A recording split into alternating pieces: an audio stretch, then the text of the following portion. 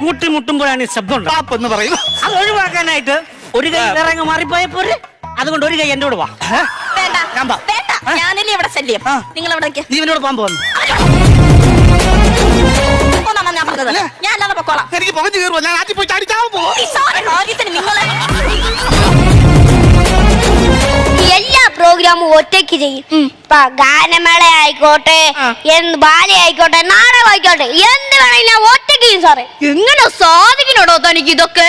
ഓരോ വർഷം ഓരോന്ന് ചെയ്ത് പൊളിഞ്ഞാ പിന്നെ അതും കൊണ്ടു കൊടുക്കാൻ പറ്റുമോ? സമ്മതിക്കുന്നില്ലെന്ന്. ആമൊന്ന് സെന്റ് അടിക്കും. അത് വീഴുന്ന ടൈപ്പാ. പറഞ്ഞാ വീഴോ നോക്കാം.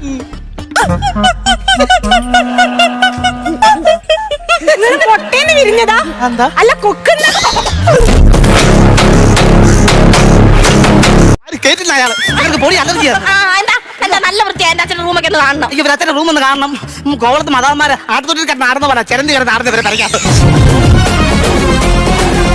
മോനെ അമ്മനെ കൂടെ നടക്കുന്നതിന്റെ പരമാവധി നോക്കിയിട്ട് ഒരു കാര്യം ചെയ്യാം. കാവിലൊരു വിളക്ക് വെക്കാം. എന്നെ പൊണ്ണു ടീച്ചർ ഞാൻ കാല് പിടിക്കുക. കാലി തൊട്ട് പോകരുത്. കൊളിസ് അടിച്ചു മാറ്റുന്ന ടൈപ്പാണ്.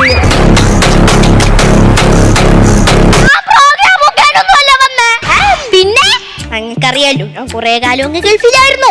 അറിയാം, കടലൊഴിക്കോ തീരാത്തത്ര പണം ഉണ്ട്. റിപ്പീറ്റേഷൻ അടിക്കണം.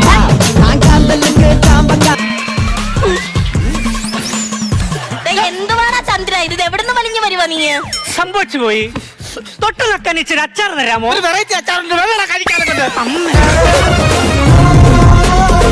ഓഫീസർക്ക് നിങ്ങൾ ഏറ്റെടുക്കണമെന്ന് പറയാനാണ് ഞാൻ ഇങ്ങോട്ട് വന്നേ. നേരത്തെ പറഞ്ഞൂടാ. അതിനാണോ 4 മണിക്കൂർ നിന്റെ മുമ്പിൽ കിടന്ന് മെഗാ ഷോ കളിച്ച് തലേ തൊട്ട് സത്യം ചെയ്യും. അയ്യോ, എനിക്ക് കുറച്ചു കാലെങ്കിലും ജീവിക്കണം എന്റെ പൊന്നു മോനെ. ഇന്ന് അമ്മയുടെ തലേ തൊടണ്ട. അമ്മ പറഞ്ഞല്ലോ കറവ് പറ്റിയ പശു ആടുന്ന അച്ഛൻ. അയ്യോ പുതിയൊരു അമ്മയ്ക്ക് പെട്ടെന്ന് അങ്ങോട്ട് പോയിട്ട് ഒരു മാങ്ങയും ചെയ്യാനില്ല.